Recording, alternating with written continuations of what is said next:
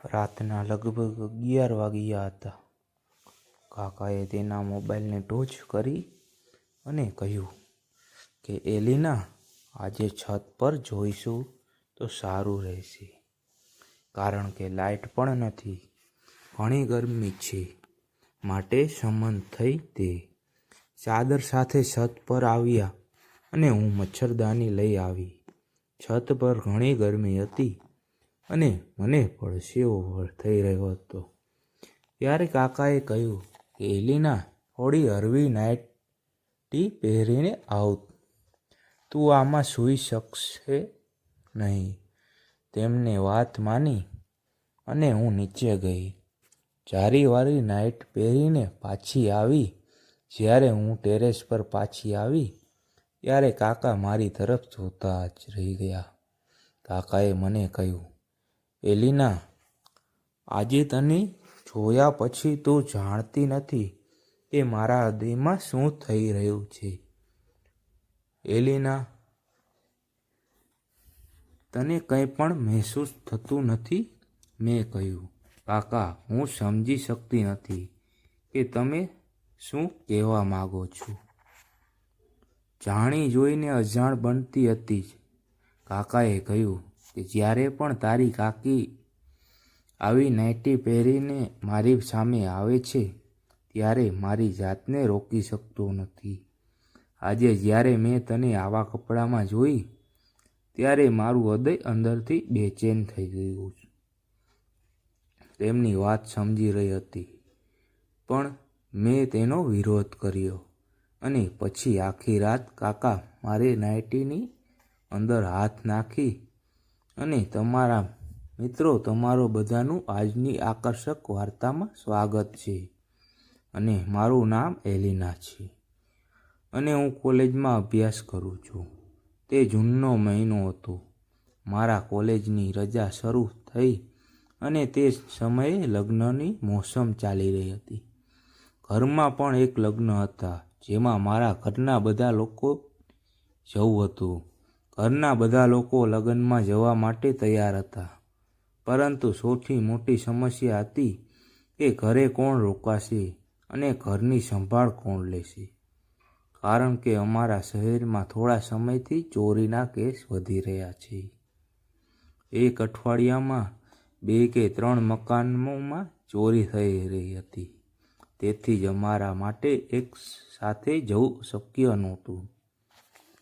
જો મારા માતા પિતા બધાથી સારા મિત્રની પુત્રીના લગ્ન હતા તો પછી મમ્મી અને પપ્પાને જવું જરૂરી હતું, કારણ કે જો મમ્મી પપ્પા ન જાય તો તેનો મિત્ર ગુસ્સે થઈ જશે. તેથી બધાએ સાથે મળીને નિર્ણય કર્યો કે હું ઘરે રહું. મને પણ તે ગમ્યું, કારણ કે મને ખૂબ જ અવાજ ગમતો નથી. ઘરે વાર રહેવાની એક અલગ જ મજા છે. પરંતુ પપ્પાએ કહ્યું કે આપણે એલિનાને કેવી રીતે એકલી છોડી શકીએ. જો કોઈ ચોર આવે તો એકલી શું કરશે. પપ્પાએ બધું વિચાર્યું અને પછી તેને તેના સૌથી વિશેષ અને વિશ્વસનીય વ્યક્તિને ફોન કર્યો અને કહ્યું કે રાજીવ, તારી સાથે કામ છે.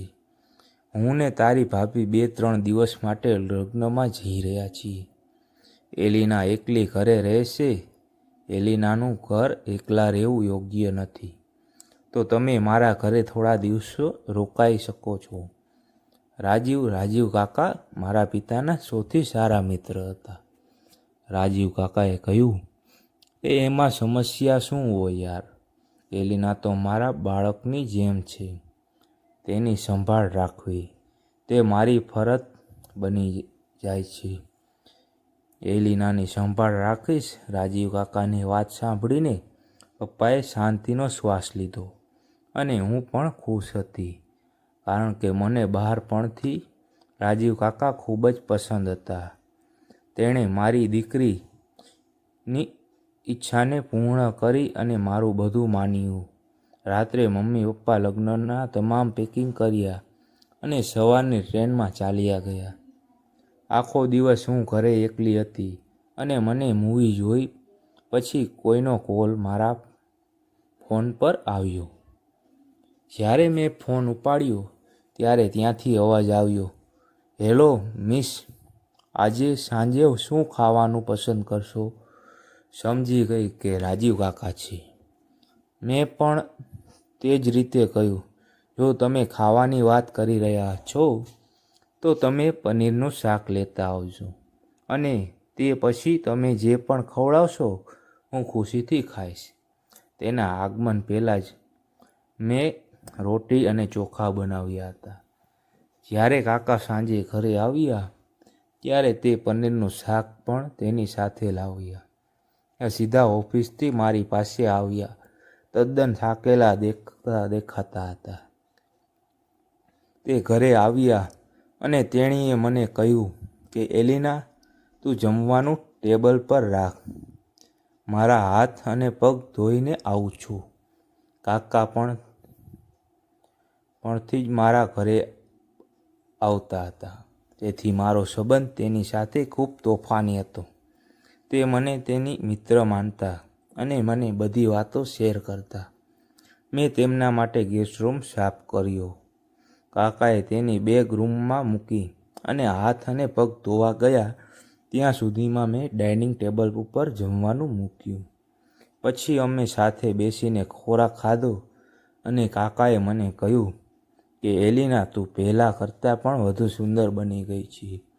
તને જોઈને અને મને મારા કોલેજના દિવસો યાદ આવે છે. મારી પણ એક ગર્લફ્રેન્ડ હતી જે તારી જેમ ખૂબ જ સુંદર હતી. બધા છોકરાઓ તેની પાછળ રહેતા, પરંતુ તે ફક્ત મને ભાવ આપતી.